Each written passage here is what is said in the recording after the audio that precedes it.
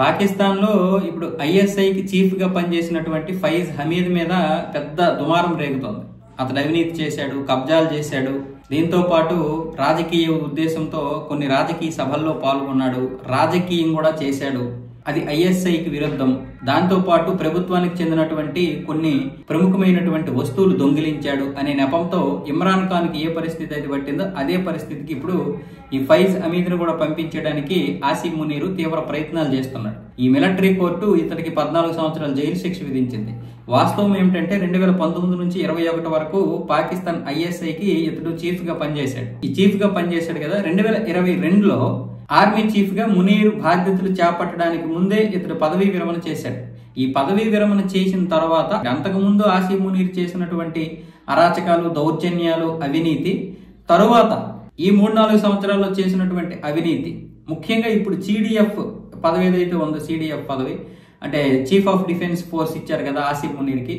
దీనివల్ల పాకిస్తాన్ చాలా తీవ్రమైనటువంటి ప్రమాదంలో పడే అవకాశం ఉంది. ఇది రెండు ప్రభుత్వాల్ని నడిపించే అవకాశాలు ఉంటాయి. ప్రభుత్వం ఒకవైపు, ఆర్మీ ఒకవైపు. అది అందరికీ తెలిసిందే. కానీ త్రివిధ దళాలు తన గుప్పిట్లో పెట్టుకోవడం అనేది పాకిస్తాన్కి ఏదైనా ప్రమాదం జరిగితే ఖచ్చితంగా అది యుద్ధంలో ఓడిపోయే పరిస్థితులు రావచ్చు. భారత్ లాంటి దేశానికి ఇది ఒక అవకాశంగా మారే అవకాశాలు ఉన్నాయి. అలాగే ఇప్పటికే ఆఫ్ఘనిస్తాన్ కూడా మనకి శత్రువుగా మారిపోతుంది.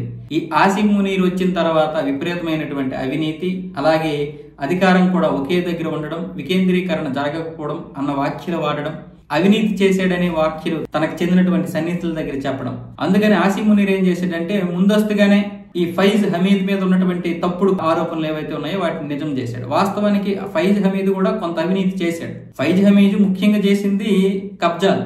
పాకిస్తాన్ లో కొంత భూమిని కబ్జా చేశాడు. ఇలాంటి వ్యక్తి ఏదైతే ఒక తప్పుడు చేస్తాడో ఆ తప్పునే ఇప్పుడు అతనికి కూడా మరణ శిక్ష విధించే అవకాశాలు వచ్చాయి. ఇప్పుడు ఆసిమ్ మునీర్ ని విమర్శిస్తున్నటువంటి ఈ ఫైజ్ హమీద్ కూడా ఇప్పుడు మరణ శిక్షకి దగ్గరగా ఉన్నాడు. కానీ ఆసిమ్ మునీర్ ఇప్పుడు ఎవరు పట్టుకోలేరు.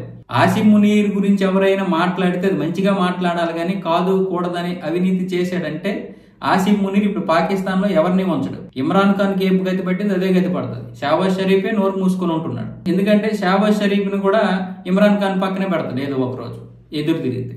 అలాంటిది ఒక ఐఎస్ఐ చీఫ్ గా పనిచేసినటువంటి ఫైజ్ హమీద్ ఊరుకుంటాడా? ఎక్కడ పెడితే అక్కడ తన సన్నిహితుల దగ్గర, ముఖ్యంగా సిడిఎఫ్ గురించి కూడా వ్యతిరేకంగా మాట్లాడడం వల్ల ఇప్పుడు ఇతడిని కూడా అవినీతి ఆరోపణలతో పాటు అనేక తప్పుడు కేసులు పెట్టి ఇప్పుడు జైలు శిక్ష వేశారు. మిలిటరీ కోర్టు ద్వారా 14 సంవత్సరాల జైలు శిక్ష.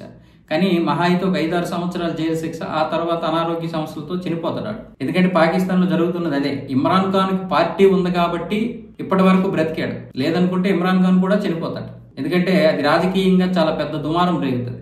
ఇప్పుడు ఎలాగో మునీర్ కి ఎవరు ఎదురు తిరగరు కాబట్టి 2030 లోపు చనిపోతారు. ఎందుకంటే మునీర్ కి 2030 వరకు అధికారం ఉంది కాబట్టి.